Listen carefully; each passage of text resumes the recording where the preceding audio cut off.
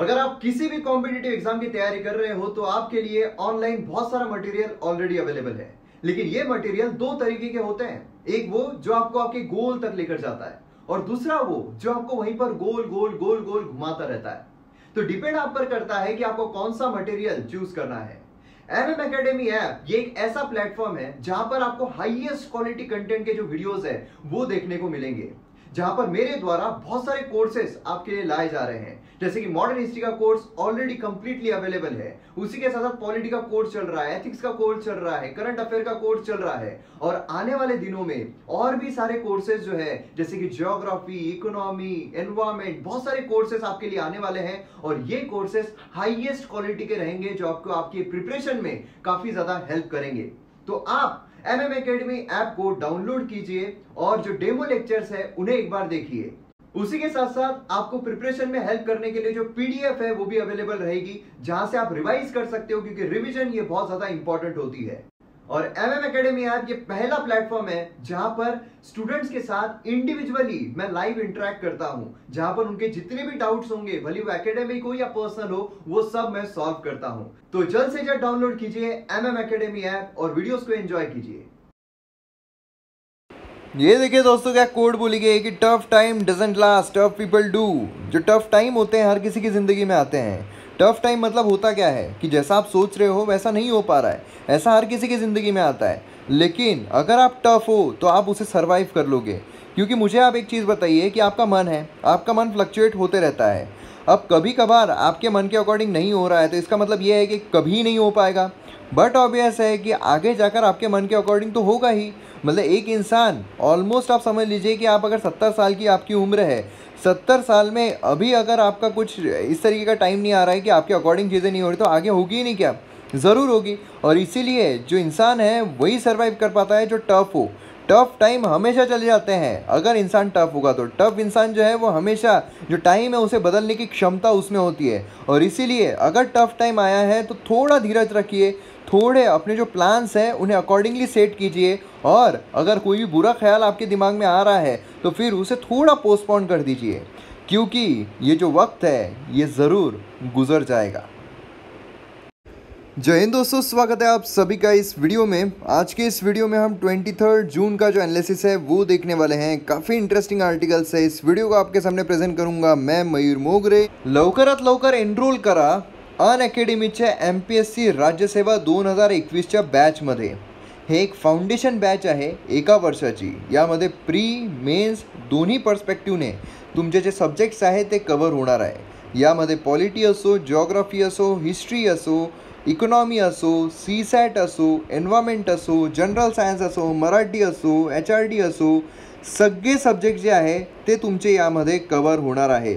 तर लवकरात लवकर तुम्ही सबस्क्राईब करा आणि जे बॅच आहे त्यामध्ये एनरोल करा।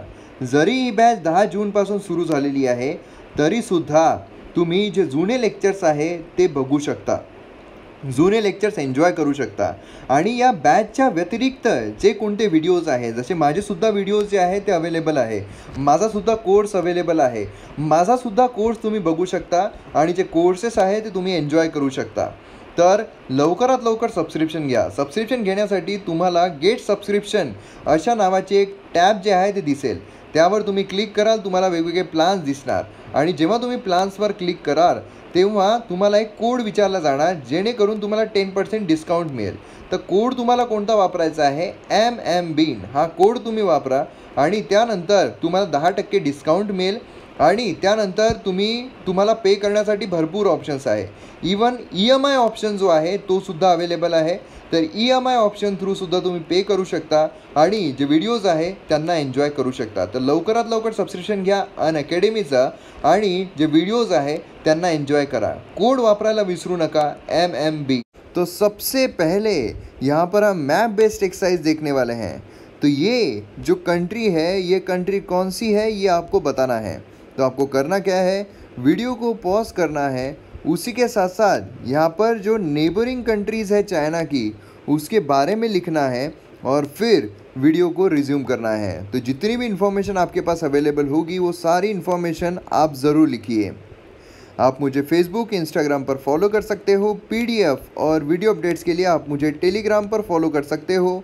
लिंक सभी की डिस्क्रिप्शन में दी हुई है। तो यहाँ पर जब हम एक्सप्लेन सेक्शन देखते हैं तो एक्सप्लेन सेक्शन में हमें ये इंडिया चाइना ये रिलेशंस देखने को मिलते हैं और रशिया का जो रोल है वो यहाँ पर हमें देखने को मिलता है। अब इसी के साथ हम इंडिया और रशिया का किस तरीके से रिलेशन रहा है उसे भी समझने की कोशिश करेंगे। उसी के साथ साथ ये वाला जो आर्टिकल है हाई एल्टीट्यूड वॉरफेयर किस तरीके से चैलेंजिंग होता है। देखिए, जब मैंने चाइना और इंडिया के साथ जो कॉन्फ्लिक्ट हो रहा है उस पर जो वीडियो बनाया था, सेपरेट वीडियो बनाया हुआ था, उससे मैंने एक चीज़ बोली थी। उससे मैंने बोला था कि जो गालवान वैली है वो हमें ऊंचाई पर देखने को मिलती है और इसीलिए मतलब गालवान वैली पास का जो एरिया है, गालवान वैली मतलब उसके पास का जो एरिया है वो हमें ऊंचाई पर देखने को मिलता है और जो भी ऊंचाई पर होता है उससे बेनिफिट मिलता है वॉर में। तो उसमें कमेंट आया था, एक ही कमेंट था, उसमें बोला गया था कि किस तरीके से फ़ायदा मिलेगा। तो यहाँ पर हमें फ़ायदा, उसी के साथ साथ हाई एल्टीट्यूड वॉरफेयर के क्या चैलेंजेस है, ये सारी चीज़ें हम यहाँ पर जानने की कोशिश करेंगे डिटेल में। उसी के साथ साथ यहाँ पर आप देखोगे एंड ऑफ मेक बिलीव ये वाला एक आर्टिकल है, चाइना के बारे में ही बात कर रहा है। उसी के साथ साथ यहाँ पर आप देखोगे चाइना से रिलेटेड ये आर्टिकल देखने को मिल रहा है। ये जो है श्यामा प्रसाद मुखर्जी उनके बारे में आर्टिकल बात कर रहा है। उसी के साथ साथ ये वाला अगर आप देखोगे तो इसी तरीके से आर्टिकल जो है वो हमें देखने को मिल रहा है, कुछ पर्सनैलिटीज़ के बारे में है and most of the article जो है वो चाइना से ही रिलेटेड हमें देखने को मिल रहे हैं। तो इतने आर्टिकल्स है आज जो हमें देखने हैं, तो अच्छी तरीके से एक एक आर्टिकल्स को हम समझने की कोशिश करते हैं। तो आइए, पहला आर्टिकल आ रहा है इंडिया चाइना रशिया का रोल किस तरीके का है। अब यहाँ पर आप देखोगे रशियन फॉरेन मिनिस्टर जो लेवरो है वो यहाँ पर Russia India China RIC trilateral foreign ministers meeting जो है वो यहाँ पर हेल्ड कर रहे हैं। और उसी के साथ साथ यहाँ पर क्या हो रहा है, जो मॉस्को है ये डिफेंस मिनिस्टर राजनाथ सिंह जो है उनको भी होस्ट कर रहा है। अब यहाँ पर सवाल ये आता है कि जब रशिया के साथ हम मिलने के लिए जा रहे हैं तो रशिया के साथ हमारे रिलेशन जो है वो किस तरीके के रहे हैं। तो इसके लिए हमें पहले मैप जो है उस पर जाना होगा, देखना होगा रशिया कहाँ पर आता है, उसके बॉर्डर में कौन कौन सी कंट्रीज़ है और उसी के साथ साथ इंडिया और रशिया के रिलेशंस ओवर द ईयर्स किस तरीके से रहे हैं। तो ये हमारी खूबसूरत धरती, हम जूम करते तो भारत जो है वो देखने को मिलता है। अब यहाँ पर हमें ऊपर आना पड़ेगा, तो यहाँ पर जब हम ऊपर आते हैं यहाँ पर चाइना हमें देखने को मिलता है, फिर ऊपर यहाँ पर मंगोलिया देखने को मिलता है और ऊपर हमें रशिया देखने को मिलता है। वास्ट कंट्री है। तो यहाँ पर जब हम रशिया देखते हैं तो हमें ये देखने को मिलता है कि इसके ऊपर आप देखिए यहाँ पर कारा सी है, यहाँ पर लेप्टिव सी है, उसी के साथ साथ यहाँ पर ईस्ट साइबेरियन सी है, यहाँ पर चुकची सी है। तो इस तरीके से हमें सी देखने को मिलते हैं। यहाँ पर बियरिंग सी हमें देखने को मिलता है। और उसी के साथ साथ यहाँ पर अगर हम रशिया देखें तो जो एकदम ईस्टर्न साइड है इसकी, फार ईस्टर्न साइड है इसकी, ये साइड में हमें जो इंडिया है उसकी तरफ से भी काफ़ी ज़्यादा इन्वेस्टमेंट जो है वो देखने को मिलती है। इस पर हमने जो वीडियो है वो ऑलरेडी देखा हुआ है कि जो फार ईस्टर्न साइड है रशिया का वो इतना ज़्यादा डेवलप नहीं है, लेकिन वहाँ पर रिसोर्सेज जो है वो काफ़ी ज़्यादा देखने को मिलते हैं और इसी के चलते अलग अलग कंट्रीज़ जो है वहाँ पर इन्वेस्ट करती है। अब सबसे पहले अगर हम चाइना की बात करते हैं तो चाइना जो है वो एक मोस्ट इम्पॉर्टेंट इन्वेस्टर जो है वो हमें देखने को मिलता है रशिया में। और इतना ही नहीं, तो जो ट्रेड है, बायलैटरल ट्रेड है रशिया और चाइना के बीच में, वो भी काफ़ी ज़्यादा है। 110 बिलियन डॉलर के आसपास का ट्रेड जो है वो हमें चाइना और रशिया के बीच में देखने को मिलता है। आप कंपेयर कर सकते हो इंडिया और चाइना, इंडिया और रशिया के बीच के ट्रेड को। तो इस तरीके से चाइना जो है उसका एक बहुत बड़ा ट्रेड हमें रशिया के साथ देखने को मिलता है। उसी के साथ साथ चाइना जो उसे इन्वेस्टमेंट जो है वो भी काफ़ी ज़्यादा किया है, क्योंकि चाइना का ये मानना है कि जो रशिया है वो एक हब है मटेरियल्स के लिए। जो रॉ मटेरियल चाहिए होता है चाइना को, उसके लिए एक बहुत बड़ा हब है। अब यहाँ पर अगर हम हमारे रिलेशन के बारे में देखते हैं, चाहे रशिया जो है उसके साथ अगर हमारे रिलेशंस के बारे में देखते हैं, तो ये जो इंडिया और USSR, क्योंकि पहले अगर आप देखोगे तो हमें USSR जो है वो देखने को मिलता है। तो USSR अगर आप देखो, इंडिया और USSR, तो रिलेशंस हमें 1950 से ही देखने को मिलते हैं। जब प्रधानमंत्री हमारे जवाहरलाल नेहरू जो थे, तब वो जून 1955 में सोवियत यूनियन पर विजिट किए थे और उसी के साथ साथ वहाँ पर कई सारी चर्चाएं हुई थी। और उस दौरान जो गोवा है वो तब भी पोर्तुगीज़ के ताबे में था और उस वक्त जो USSR है उसने इंडिया की सोवरेनिटी का साथ दिया था। उन्होंने कहा था कि इंडिया की जो सोवरेनिटी है वो यहाँ पर बरकरार रहेगी और जो डिस्प्यूटेड टेरिटरीज है, कश्मीर बोलिए, पोर्तुगीज़ बोलिए, तो वो भी यहाँ पर समर्थन में रहे थे इंडिया के। और फिर उसके बाद होता क्या है, उसके बाद जो वॉर है वो हमें देखने को मिलता है, मतलब सीनो इंडिया वॉर देखने को मिलता है 1962 में। उस टाइम पर यहाँ पर न्यूट्रलिटी जो है वो देखने को मिली थी रशिया के तरफ से। अब उसके बाद होता है कि 1991 में डिसइंटीग्रेशन देखने को मिलता है हमें यूएसएसआर का। फिर उसके बाद इंडिया और रशिया जो है उसके रिलेशंस यहाँ पर उभरते हैं, काफ़ी अच्छे रिलेशंस देखने को मिलते हैं। अब हम यहाँ पर जब इंडिया रशिया की बात कर रहे हैं, इंडिया रशिया रिलेशंस की बात कर रहे हैं, तो 1971 में जो वॉर हुआ था बांग्लादेश वाला, उसमें हमें भूलना नहीं चाहिए कि जो रशिया है उसने इंडिया का साथ दिया था। अब ऐसे सिनारियो में यहाँ पर जब यूएसएसआर डिसॉल्व हो जाता है, रशिया जो एक treaty of friendship and cooperation में जाता है 1993 में, ठीक है, इंडिया के साथ। फिर उसके बाद पुतिन जो है वो भी जब आते हैं, उसके बाद से भी इंडिया के जो रशिया के रिलेशन से काफ़ी अच्छे रहते हैं, क्योंकि जो रशिया है वो यहाँ पर जो मिलिट्री ट्रेड है इंडिया के साथ काफ़ी ज़्यादा करता है। और फिर उसके बाद अगर हम देखें तो जो स्ट्रेटेजिक पार्टनरशिप है वो अच्छी खासी बिल्डअप होती जाती है। लेकिन जो चाइना है उसके साथ भी रशिया के जो रिलेशन है काफ़ी अच्छे खासे बनते जाते हैं। और इसी दौरान यहाँ पर रशिया जो है वो चाहता है कि सभी के साथ अच्छे रिलेशंस रहे, सभी के साथ मतलब जो यहाँ पर एशियन कंट्रीज़ है। और फिर उसके बाद होता क्या है, जो रशिया है वो क्रीमिया आपको कहाँ देखने को मिलेगा, तो क्रीमिया जो है वो हम यहाँ पर देख सकते हैं, थोड़ा यूरोपियन साइड में अगर हम जाते हैं तो वहाँ पर हमें क्रीमिया जो है वो देखने को मिलता है। तो यहाँ पर हम थोड़ा जूम कर लेते हैं और फिर उसके बाद क्रीमिया जो है वहाँ तक हम पहुँच पाएंगे। तो यहाँ पर रशिया हमें देखने को मिल रहा है और यहाँ पर हमें ब्लैक सी जो है वो देखने को मिल रहा है। तो यहाँ पर आप देख सकते हो रशिया से हम यूक्रेन, यहाँ पर है ब्लैक सी। और उसी के साथ साथ यहाँ पर अगर हम देखें तो ये जो आइलैंड हमें देखने को मिलता है, ठीक है, तो ये आइलैंड जो है इस पर भी कब्ज़ा यहाँ पर रशिया जो है उसने किया। अब कब्ज़ा करने की वजह से हुआ क्या, अब बेसिकली कब्ज़ा क्यों किया रशिया ने, क्योंकि देखिए ऊपर का अगर आप भाग देखोगे रशिया का तो मोस्टली फ्रीज रहता है, इसीलिए सी रूट से ट्रेड करना रशिया के लिए काफ़ी मुश्किल हो जाता है। तो यहाँ पर कैस्पियन सी अगर आप देखो तो ये अपने आप में लैंडलॉक्ड है ना, इसीलिए उसने क्या करना चाहा, यहाँ पर जब वो कब्ज़ा कर ले रहा है तो उसके द्वारा यहाँ पर जो स्ट्रेट्स हमें देखने को मिलते हैं, यहाँ पर आप देखोगे तो ये एक स्ट्रेट हमें देखने को मिलता है जो सी ऑफ ओजो और ब्लैक सी को कनेक्ट करता है। कमेंट सेक्शन में लिखिएगा ब्लैक सी को, और यहाँ पर सी ऑफ मरमरा है उसे एक स्ट्रेट जो है यहाँ पर कनेक्ट करता है। तो इसके ज़रिए क्या है, सीधा मेडिटेरियन सी में वो अपना सी रूट जो है वो लेकर जा सकता है। तो इस दौरान क्या होता है, यूएसए जो है उसके ऊपर सैंक्शंस लगा देता है। यूएसए के द्वारा सैंक्शंस लगाने की वजह से रशिया जो है वो ज़्यादा यहाँ पर इंडिया और चाइना के क्लोज जाता है। इसी दौरान हमें ये सिनारियो देखने को मिलता है कि रशिया के रिलेशन जो है इंडिया के साथ तो अच्छे हैं ही, लेकिन उसी के साथ साथ हमें इंडिया के साथ भी रिलेशन जो है रशिया के काफ़ी अच्छे देखने को मिलते हैं। और चैलेंजेस भी काफ़ी ज़्यादा हमें देखने को मिले, ऐसा नहीं कि चैलेंजेस आए नहीं हैं, चैलेंजेस देखने को मिले हैं। जब इंडिया जो है वो यूएसए के ज़्यादा क्लोज जा रहा है तो बट ऑब्वियस है रशिया के साथ चैलेंजेस देखने को मिल रहे हैं। उसी के साथ साथ यहाँ पर जब धमकी दी गई कि भैया तुम यहाँ पर रशिया के साथ ट्रेड नहीं कर सकते हो, तब भी यहाँ पर थोड़े चैलेंजेस देखने को मिले हैं। न्यूक्लियर प्लांट से लेकर यहाँ पर पॉजिटिव डेवलपमेंट देखने को मिला है, मिसाइल सिस्टम बोलिए उसमें डेवलपमेंट देखने को मिली है रशिया के साथ। तो काफ़ी अच्छे खासे जो रिलेशंस है हमारे देखने को मिले हैं। तो अब यहाँ पर जो होने वाला है, मतलब जो चाइना के साथ इंडिया का अभी जो ये देखने को मिलने वाला है हमें जो फेस ऑफ है, उसमें जो रशिया यहाँ पर रोल अदा करेगा ये भी काफ़ी ज़्यादा दिलचस्प रहेगा। तो जैसा कि हम यहाँ पर देख सकते हो, पोस्ट कोल्ड वॉर जो था उसके बाद इकोनॉमिक रिलेशन जो है वो काफ़ी न्यू स्ट्रेटेजिक बेस यहाँ पर फॉर्म हुआ है सीनो रशियन रिलेशंस में। China Russia biggest trading partners है जैसे मैंने आपको कहा था, और उसी के साथ चाइना जो है वो एशिया में काफ़ी बड़ा इन्वेस्टर है जो कि रशिया में इन्वेस्ट कर रहा है। अब ऐसे सिनारियो में और भी अगर हम चीज़ें देखें तो हमें देखने को मिलता है कि यहाँ पर रशिया जो है उसका रुख किस तरीके से रहा है। जब हम कश्मीर की बात करते हैं तो बट ऑब्वियस उसने इंटरनल मामला बोला है, लेकिन जब हांगकांग की बात आई तब भी उसने बोला है कि चाइना का इंटरनल मामला है। और उसी के साथ साथ मोस्ट ऑफ द टाइम जब यहाँ पर क्या है, रशिया, चाइना और इंडिया, जब यहाँ पर सिर्फ इंडिया इन्वॉल्व होता है किसी चीज़ में तो रशिया जो है वो इंडिया का साथ देता है। लेकिन जिस इसमें चाइना और इंडिया दोनों इन्वॉल्व होते हैं, दोनों अगेंस्ट में होते हैं, उस टाइम पर रशिया जो है वो न्यूट्रल रहता है। तो इसलिए ऐसे सिनारियो में अब देखने वाली बात होगी कि रशिया जो है वो किस तरीके का अपना रुख अपनाता है, किस तरीके की जो स्ट्रैटेजी है यहाँ पर वो अपनाता है, और दोनों में जो फेस ऑफ यहाँ पर देखने को मिल रहा है किस तरीके से वो सॉर्ट आउट करता है। तो मैं उम्मीद करता हूँ कि आपको पूरा सिनारियो यहाँ पर समझ में आ गया होगा। अब यहाँ पर मीटिंग के दौरान होता क्या है वो जानना ज़रूरी है, उसके बाद जो भी चीज़ें निकल कर आएगी उस पर मैं कोशिश करूँगा एक सेपरेट वीडियो बनाने की।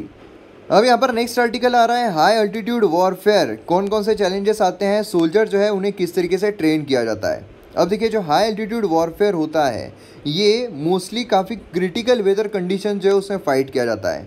अब काफ़ी प्रॉब्लम्स भी आते हैं, जैसे कि सबसे बड़ा प्रॉब्लम है इंफ्रास्ट्रक्चर का, है ना, क्योंकि आप देखोगे अगर जो हाई एल्टीट्यूड होते हैं, जो ऊंचाई पर होते हैं, उसमें इंफ्रास्ट्रक्चर का काफ़ी ज़्यादा प्रॉब्लम होता है, क्योंकि इंफ्रास्ट्रक्चर प्रॉपर अगर डेवलप ना हो तो उसमें ट्रूप्स लेकर जाना, उसी के साथ साथ जो वेपन्स है वो लेकर जाना, जो हमारे वॉरफेयर का सामान है वो लेकर जाना काफ़ी ज़्यादा मुश्किल हो जाता है।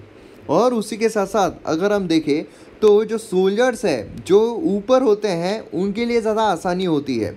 अब अगर आप गालवान साइड का एरिया देखोगे, गालवान वैली साइड का एरिया देखोगे जो कि टॉप पर ऊंचाई पर हमें देखने को मिलता है, तो वहाँ पर वो काफ़ी ज़्यादा बैरन है, मतलब यहाँ पर छुपने के लिए, अड़ने के लिए ज़्यादा चीज़ें नहीं है। और इसीलिए आप देखिए जो भी ऊपर रहेगा, अगर यहाँ पर कोई ऊपर बैठा हुआ है तो नीचे से अगर कोई आने की कोशिश कर रहा है, सीधा उसे देखकर वो गोलियाँ मार सकता है। नीचे से जो ऊपर आ रहा है उसके लिए कितने चैलेंजेस है, मतलब उसे एक तो ऊपर भी चढ़ना है, उसी के साथ साथ जो उसे सामान है वो भी अपने कंधे पर लेकर चलना है, और उसी के साथ साथ ऊपर से जो गोलियां आ रही है उससे भी बचना है। छुपेगा कहाँ पर, ये सारी प्रॉब्लम्स हमें देखने को मिलती है। और इसीलिए कहा जाता है कि जो भी यहाँ पर ऊपर बैठता है उसके लिए ज़्यादा बेनिफिट होता है।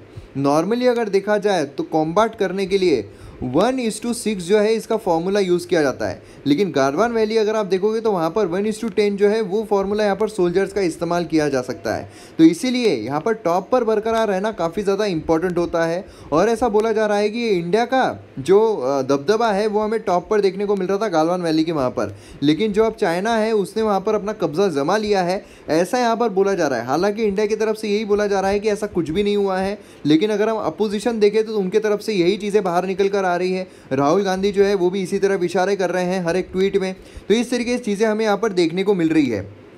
अब जब हम बात करते हैं यहाँ पर चैलेंजेस की, तो देखिए मोस्ट इंपॉर्टेंट चैलेंज जो है वो देखने को मिलता है कि वेपन्स जो है वो जाम हो जाते हैं, पर्टिकुलरली हाई एल्टीट्यूड एरिया में। और इसीलिए यहाँ पर क्या होता है, ग्रीस जो है ज़्यादातर उसका इस्तेमाल करना पड़ता है ना। उसी के साथ साथ काफ़ी कोल्ड कंडीशंस होती है, तो वेपन्स को ग्रीस करना काफ़ी इंपॉर्टेंट होता है। और उसी के साथ साथ यहाँ पर आप देखोगे तो कॉम्बैट करना, मतलब जो लड़ाई करना है, ये भी काफ़ी मुश्किल हो जाता है, क्योंकि बर्फ़ होती है, चलना मुश्किल होता है, बहुत सारी चीज़ें होती है। और उसी के साथ साथ जो व्हीकल्स है, फ्यूल जैम, ये भी हमें देखने को मिलता है। और इसीलिए यहाँ पर क्या होता है कि सारी प्लानिंग जो है वो एडवांस में ही करनी होती है, जो रिसोर्सेस है वो हमें एडवांस में ही ये सब रखने होते हैं। और उसी के साथ साथ जो चैलेंजेस हमें देखने को मिलते हैं, तो पहला चैलेंज और निकल कर आता है ऑक्सीजन का।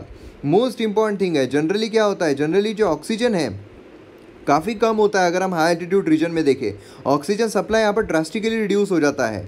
दूसरी यहाँ पर चीज़ हमें देखने को मिलती है, जो लोड कैरी करना पड़ता है, लोड कैरिंग कैपेसिटी होती है, वो भी इंडिविजुअल की ड्रास्टिकली रिड्यूस हो जाती है। आप देखिए ना, आप खुद के वज़न को नहीं चला पाओगे। अगर आप कश्मीर जाते हो, कहीं भी आप अगर बर्फ़ वाली एरिया में जाते हो, ज़्यादा हाई एल्टीट्यूड छोड़िए, नॉर्मल हाई एल्टीट्यूड जहाँ पर बर्फ़ हो, वहाँ पर आप खुद के वज़न को नहीं चला सकते हो, खुद चढ़ नहीं सकते ऊपर। तो ऐसे सिनारियों में यहाँ पर कितना ज़्यादा वज़न, 80-80 किलो, 100-100 किलो जो है वो लेकर आपको ऊपर चढ़ना पड़ता है। इतना ज़्यादा आपको जो है ये सारी चीज़ें करनी है, तो ड्रास्टिकली आपका जो कैपेसिटी वो रिड्यूस हो जाती है। और ऊपर से आपको ऑक्सीजन जो है वो भी प्रॉपर तरीके से नहीं मिल पा रहा है, ये भी प्रॉब्लम वहाँ पर फेस होती है। और उसी के साथ साथ यहाँ पर माउंटेन जो है स्लोली यहाँ पर जब हम राइज कर रहे हैं, स्लोली यहाँ पर चढ़ रहे हैं, तो उसमें भी क्या होता है, जो दुश्मन है उसे देखना काफ़ी आसान हो जाता है और फिर गोलियाँ चलाना भी काफ़ी आसान हो जाता है। ये सारी चीज़ें हमें यहाँ पर देखने को मिलती है, सारी प्रॉब्लम्स हमें यहाँ पर देखने को मिलते हैं। और इसीलिए यहाँ पर पहले से ही जो टैक्टिक्स है वो यहाँ पर प्लान करने पड़ते हैं। जो रोड्स है वो बिल्डअप करना ज़रूरी होता है, जो डिफेंसिव पोजीशंस है वो हमें पहले से ही लेनी होती है, जो इक्विपमेंट्स है जो रिक्वायर्ड है वो यहाँ पर ज़्यादा देर तक नहीं चल सकते हैं, तो इसीलिए उनका भी यहाँ पर सहारा जो है लेना पड़ता है। और एक बार अगर वॉर में चल जाते हैं तो फिर खाने का सामान, ये सारे सामान जो है उसका भी यहाँ पर काफ़ी ज़्यादा प्रॉब्लम होता है।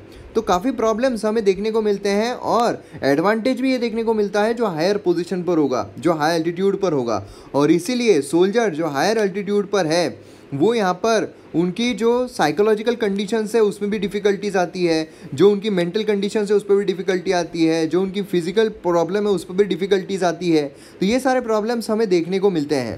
अब जो हायर अल्टीट्यूड वाले एरियाज़ होते हैं, भले वो सियाचिन ग्लेशियर हो, भले वो गालवान वैली हो, स्ट्रेटेजिकली काफ़ी ज़्यादा इंपॉर्टेंट होते हैं। मतलब यहाँ पर आप देखोगे काफ़ी वाइटल रोल वो प्ले करते हैं। और इसीलिए हाई एल्टीट्यूड पर कोई भी सेना जो है वो सबसे पहले अपने ट्रूप्स जो है वो रखने की कोशिश करती है। अब यहाँ पर क्या होता है, जो ट्रूप्स होते हैं, जो सोल्जर्स होते हैं, उनको जो ट्रेनिंग है वो भी अलग से दी जाती है। ट्रेनिंग टेक्निक्स उनकी होती है अलग, यहाँ पर ट्रेनिंग दी जाती है, जिससे कि क्या होता है कि ऐसे सिनारियों में भी वो वहाँ पर बरकरार रह सकते हैं। तो ये सारी चीज़ें, ये सारे चैलेंजेस हमें यहाँ पर देखने को मिलते हैं हाई एल्टीट्यूड वॉरफेयर एरियाज़ में। तो आइए हम यहाँ पर नेक्स्ट आर्टिकल पर आते हैं। बेसिकली आर्टिकल चाइना से ही रिलेटेड है। अब देखिए, जो भी आर्टिकल सब चाइना से रिलेटेड, एक चाइना के बारे में हमने इतनी सारी चीज़ें देख ली है, तो ये आर्टिकल हम शॉर्ट में देखेंगे क्योंकि इसमें कुछ सुझाव दिए गए हैं कि इंडिया ने बेसिकली क्या करना चाहिए। तो देखिए, बहुत सारी हमारी जो इंडियन पर्सनैलिटीज़ है वो चाइना गई थी। स्टार्टिंग रवींद्रनाथ टैगोर से हुई थी। रवींद्रनाथ टैगोर जो है आप सभी को पता है वो कौन है। MM एकेडमी पर मॉडर्न हिस्ट्री के लेक्चर्स में हमने इनके बारे में देखा हुआ है। वो चाइना गए थे 1924 में, और उसी के साथ साथ जो नेहरू जी है वो भी चाइना गए थे। उसी के साथ साथ अभी हमने देखा था, मैंने आपको बताया है कि नेहरू जी जो है वो भी चाइना में गए थे। और उसी के साथ साथ यहाँ पर अगर आप देखो तो काफ़ी सारी चीज़ें हमने चाइना के साथ हमारा रिलेशन जो है वो सुधारने के लिए की भी है। और उसी के साथ साथ एक जो और इम्पॉर्टेंट चीज़ आती है कि यहाँ पर हमने फ्रेंडशिप, क्योंकि देखिए हिंदी चीनी भाई भाई इस तरीके से भी हमने जो स्लोगन्स है वो निकाले, जिससे कि हमारे जो चाइना के साथ रिलेशंस है वो सुधर सके। लेकिन चाइना जो है अपनी एक्सपांशनिस्ट पॉलिसी का इस्तेमाल कर रहा है। चाइना जो है ज़्यादा एक्सपांशन अपना करने की कोशिश कर रहा है, और इसके वजह से जो इंडिया ही नहीं तो बाकी जो कंट्रीज़ है वो भी यहाँ पर सफ़र कर रही है। तो इसीलिए अब यहाँ पर चाइना जो है उसने जो कोएलिशन है वो करने के लिए बिल्कुल भी यहाँ पर कोशिश जो है वो नहीं की। मतलब एशियन कंट्रीज जो है हमारा पूरा डोमिनेंस है, ऐसा यहाँ पर चाइना जो है वो सोचता है। और उसी के साथ साथ इंडिया जो है वो कंसिस्टेंटली चाइना के इंटरेस्ट को, उनके एम्बिशन को कंसिस्टेंटली मिसरीड करता आ रहा है। अब यहाँ पर जितना ज़्यादा इंडिया टाइम लगाएगा, वक्त लगाएगा, उतना ही ज़्यादा चाइना जो है वो और ज़्यादा ट्रबल इंडिया के लिए करता रहेगा। तो इसीलिए बहुत ज़रूरी है कि हमें चाइना जो उसके एम्बिशंस को समझना पड़ेगा, और ये चीज़ भूलना पड़ेगा कि यहाँ पर चाइना जो है वो हमारा दोस्त बन सकता है, हमारी हेल्प कर सकता है, हमारे लिए अच्छा सोच सकता है। बिल्कुल चाइना ऐसा नहीं करने वाला है। अब यहाँ पर इंडिया ने क्या करना चाहिए, तो ये सुझाव जो है, ये पर्टिकुलर सुझाव, इसके लिए मैंने वाला आर्टिकल लिया है। बाकी तो देखिए आर्टिकल में हमें ज़्यादा देखने को नहीं मिलता है। वही सारी चीज़ें हैं, चाइना पाकिस्तान इकोनॉमिक कॉरिडोर बोलिए, बेल्ट एंड रोड इनिशिएटिव बोलिए, यही सारी जो चीज़ें हैं ये चाइना यहाँ पर करने की कोशिश कर रहा है। मतलब पूरे एशिया उसके अंडर में रहना चाहिए, सारी जो कंट्रीज़ है उसके अंडर में रहना चाहिए, ऐसा यहाँ पर चाइना करने की कोशिश कर रहा है। अब यहाँ पर अगर आप देखोगे दिल्ली को यहाँ पर क्या करना चाहिए, तो जो गिगेंटिक पावर है वो यहाँ पर 2 स्टेप पर राइज हो रही है। तो इसीलिए यहाँ पर कुछ फैक्टर्स उसके लेकर आना चाहिए, कुछ टर्म्स यहाँ पर उसके लेकर आना चाहिए कि भैया तुम ये सारी चीज़ें अब नहीं कर सकते हो, हमारे पास भी पावर है, हम भी यहाँ पर पावरफुल कंट्री है, और हम भी डिप्लोमेटिकल यहाँ पर स्ट्रांग है। इसीलिए तुमको जैसा हमें नचाना है वैसा हम यहाँ पर नहीं नाचने वाले हैं। इंडिया जो उसने रिकॉग्नाइज करना चाहिए कि China like great power before it wants to redeem its territorial claims। यहाँ पर जो उसके टेरिटोरियल क्लेम्स है वो यहाँ पर वो बढ़ाने की कोशिश कर रहा है, एक्सपांड करने की कोशिश कर रहा है। और देखिए चाइना में अगर आप देखोगे तो कोई भी अपोजिशन पार्टी नहीं है, इसलिए अगर वो कुछ भी करता है, सही हो गलत हो, उसके अगेंस्ट में कोई आवाज़ नहीं उठा सकता है। मीडिया जो है वो पूरी तरीके से उसके कंट्रोल में है, और इसीलिए मीडिया को फ्रीडम ना रहने की वजह से कोई भी चीज़ वहाँ पर सरकार के अगेंस्ट में बाहर नहीं आती है। और सरकार के अगेंस्ट में बाहर नहीं आती है तो वहाँ की जो जनता है उस पर पूरा का पूरा प्रकोप जो है वो उस सरकार ने डालकर रखा हुआ है। 1 पार्टी सिस्टम है, कोई और पार्टी वहाँ पर देखने को भी नहीं मिलती है। चाइना जो है उसका एम्बिशन है कि यहाँ पर जो नेबरहुड है उसे जैसा उसके लिए चाहिए, जैसा उसके इंटरेस्ट के लिए चाहिए, वैसा वो बेंड कर सके, वैसा वो जो नेबरिंग कंट्रीज है उसको नचा सके, ऐसा यहाँ पर चाइना को चाहिए। और इसीलिए यहाँ पर चाइना जो उसने सर्टनली उसके जो गोल्स है, उसके जो इंटरेस्ट है कभी हाइड नहीं किए हैं। लेकिन जो इंडिया है उसने यहाँ पर कभी भी उन गोल्स को, उनके इंटरेस्ट को यहाँ पर एक्सेप्ट नहीं किया। हमेशा यहाँ पर क्या किया, रिफ्यूज़ कि नहीं भाई हमको देखना ही नहीं, हमको देखना ही नहीं चाइना के इंटरेस्ट क्या है, चाइना के क्या है, हमें क्या करना है, हमें यहाँ पर अपनी डिप्लोमेटिक रिलेशन जो है अच्छी खासी बनाकर रखनी है। यही सारी चीज़ें हमें देखने को मिली है। लेकिन बेसिकली सबसे इंपॉर्टेंट चीज़ क्या है कि चाइना जो है अपने इंटरेस्ट के अकॉर्डिंग ही खुद को ढाल रहा है, अपने इंटरेस्ट के अकॉर्डिंग ही जो नेबरिंग कंट्रीज़ है उनको नचाने की कोशिश कर रहा है। तो इंडिया को सबसे पहले तो देखना पड़ेगा कि भैया चाइना जो है वो अपना इंटरेस्ट यहाँ पर देख रहा है, दूसरों का इंटरेस्ट बिल्कुल नहीं देख रहा है, और इसीलिए हमें चाइना को उसी तरीके से टैकल करना ज़रूरी है। अब यहाँ पर नेक्स्ट हम देखते हैं वही चीज़ है, लेकिन ये मैरीटाइम के बारे में बात की गई है। मतलब हमारा जो नेवी है, हमारी जो नेवी है उसने यहाँ पर Chinese military research and survey vessel वो यहाँ पर exclusive economic zone continental shelf बिना प्रायर कंसेंट के 2018 बोलिए 2019, मतलब यहाँ पर आप देख रहे हो कि लैंड हो या सी हो, चाइना जो है अपने इंटरेस्ट की बात कर रहा है। चाइना जो है वो अपने इंटरेस्ट के अकॉर्डिंग जो टेरिटोरियल क्लेम्स है उसमें घुसने की कोशिश कर रहा है। और यहाँ पर इंडिया जो है वो यहाँ पर बोलता है कि भैया ये एंटर कर दिया है, इसने ये कर दिया, उसने वो, फिर भी चाइना जो है वही कर रहा है। अब यहाँ पर ग्लोबल सिनारियो कहाँ चला गया फिर? ग्लोबल इसमें जो बात की जाती है, ग्लोबल इसमें जो सैंक्शंस लगाने की बात की जाती है वो कहाँ चला गया? जहाँ पर ट्रेड वॉर हमें देखने को मिलता है वो कहाँ चला गया? सब कुछ धरा का धरा रह जाता है, जिस पर बीतती है सिर्फ वही यहाँ पर जो चीज़ें हैं वो सही कर सकता है। अब इसमें आप देखोगे तो चाइना जो है 25 मैरीटाइम सर्वे मिशन इंडो पैसिफिक में डिप्लॉय किए हुए देखने को मिलते हैं। तो यहाँ पर आप देख सकते हो कितनी सारी चीज़ें इसमें हैं। ये जो फिगर है only marginally less than 27 missions जो यहाँ पर माउंट किए गए हैं नेक्स्ट 6 कंट्रीज जो यहाँ पर कम्युनिटी ली गई है, US 10, Japan 6, India 4, Australia 3, France 3, Philippines 1। इस तरीके से हमें यहाँ पर देखने को मिल रहा है। अब यहाँ पर जो चाइना है वो और ज़्यादा सर्वे वेसल जो है वो यहाँ पर भेज सकता है बिना परमिशन के एक्सक्लूसिव इकोनॉमिक जोन में। अब देखिए जो टेरिटोरियल क्लेम्स होते हैं, अब फॉर एग्जांपल यहाँ पर हमारी लैंड बाउंड्री खत्म हो रही है तो कुछ दूरी तक यहाँ पर हमारा एक्सक्लूसिव इकोनॉमिक जोन होता है। एक्सक्लूसिव इकोनॉमिक जोन ये पर्टिकुलरली हमारा होता है, मतलब ये वाले रीजन में अगर कोई भी रिसोर्सेज पाए जाए तो उस पर क्लेम जो है वो हमारा रहेगा। उसी तरीके से सभी कंट्रीज़ को एक क्लेम मिलते हैं। लेकिन अगर आप साउथ चाइना सी देखोगे उसमें हमने देखा है 9 डैश लाइन, मतलब चाइना जो है वो अपना एक्सक्लूसिव इकोनॉमिक जोन नहीं बल्कि पूरा जो साउथ चाइना सी है उस पर अपना क्लेम जो है वो कर रहा है, क्योंकि साउथ चाइना सी में बहुत सारे रिसोर्सेज देखने को मिल रहे हैं और इसी की वजह से जो बाकी कंट्रीज़ है उनको कोई भी क्लेम नहीं मिल रहा है, भैया पूरा ही हमारा है, तुम तो जाओ बाहर में, हमको क्लेम देना नहीं है। इस तरीके से चाइना जो है वो करता आ रहा है। अब यहाँ पर चाइना की आदत है एक्सक्लूसिव इकोनॉमिक जोन में घुसने की, और इसीलिए अब तो हमें ये करना चाहिए कि जो चाइना है उसे बाकी कंट्रीज़ की तरफ से पूरा घेर लेना चाहिए। इकोनॉमिकली बोलिए या फिर आप मिलिट्री वाइज बोलिए, इकोनॉमिकली करना ज़्यादा आसान है। अब यहाँ पर जो वॉलेट पावर का इस्तेमाल बोल रहे हैं, तो अगर यहाँ पर मोस्ट ऑफ द कंट्रीज जो है साथ में मिलकर करती है तो चाइना पर बहुत बुरी तरीके का इम्पैक्ट जो है वो पड़ सकता है। अब यहाँ पर नेक्स्ट हम आते हैं श्यामा प्रसाद मुखर्जी जो है उनके बारे में यहाँ पर थोड़ा जान लेते हैं। देखिए कभी कभार क्या होता है, आपको एग्ज़ाम में पर्सनालिटी के बारे में पूछा जा सकता है कि भैया पर्सनालिटी कौन है, पहचानिए। हम आपको नीचे सेंटेंसेस दे रहे हैं, आपको पर्सनालिटी पहचानना पड़ेगा। तो श्यामा प्रसाद मुखर्जी अगर हम देखें तो इंडियन पॉलिटिशियन है, बैरिस्टर है, एकेडमिशियन है, जिन्होंने ministry of industry and supply in prime minister Jawaharlal Nehru cabinet ये सर्व किया है। अब विद द हेल्प ऑफ राष्ट्रीय स्वयंसेवक संघ उन्होंने भारतीय जनता पार्टी जो है फॉर्म की, और उसी के साथ साथ यहाँ पर भारतीय जनसंघ ये फाउंड किया। भारतीय जनता पार्टी जो है उसका प्रेसिडेंट हमें देखने को मिलता है 1951 में। उसी के साथ साथ वो प्रेसिडेंट भी रहे अखिल भारतीय हिंदू महासभा के 43 से लेकर 46 तक। अब यहाँ पर जो रतन लाल है उनके बारे में आर्टिकल बात कर रहा है, उनके बारे में थोड़ी इन्फॉर्मेशन दे रहा है, तो इनके बारे में जानना ज़रूरी है। सीधा क्वेश्चन आ सकता है रतन लाल जी के बारे में नीचे के स्टेटमेंट में से कौन सा सही है। तो उन्होंने मेजर रोल जो है डेवलपिंग और main stream of soil centric approach इसमें उन्होंने ये किया है, जिससे कि फूड प्रोडक्शन जो है वो यहाँ पर इंक्रीज़ हो सके। वैसे भी हम एग्रीकल्चर जो है उसके लिए ज़्यादातर जो चीज़ें हैं वो हमें न्यूज़ में देखने को मिल रही है। उसी के साथ साथ 2007 में वो अमंग दोज जिन्होंने नोबेल पीस प्राइज़ सर्टिफिकेट जो है वो यहाँ पर रिकॉग्नाइज़ किया गया है। और उसी के साथ साथ यहाँ पर ऑब्जेक्टिव क्या रहा है, वर्ल्ड फूड प्राइज़ ये फोरमोस्ट इंटरनेशनल ऑनर है जो रिकॉग्नाइज़ करता है इंडिविजुअल के अचीवमेंट्स को, उसमें quality, quantity, availability of food सब कुछ रहना चाहिए। अब फील्ड कौन कौन से कवर होते हैं, ये एक एनुअल अवार्ड है। देखिए अवार्ड के बारे में पूछा जा सकता है, ठीक है। यहाँ पर फूड प्राइज़ 2020, तो अवार्ड्स के बारे में पूछा जाता है वर्ल्ड फूड प्राइज़। तो इसमें फील्ड कौन से कवर होते हैं, एनुअल अवार्ड होता है जो यहाँ पर कंट्रीब्यूशन जो है फील्ड, जिसमें वर्ल्ड फूड सप्लाई होता है, प्लांट्स एनिमल सॉइल साइंस होता है, फूड साइंस एंड टेक्नोलॉजी होता है, न्यूट्रिशन होता है, रूरल डेवलपमेंट होता है, ये सब होते हैं। एलिजिबिलिटी क्या है, ये ओपन है for any individual without race, religion, nationality, political beliefs. Cash prize इसमें इतना ज़्यादा कैश प्राइस जो है वो भी दिया जाता है। अब देखिए कौन बनेगा ये सीरीज़ जो है उसमें ये वाला क्वेश्चन मैंने कवर ऑलरेडी किया हुआ था। प्रेजेंटेशन आप देखोगे तो अक्टूबर में दिया जाता है।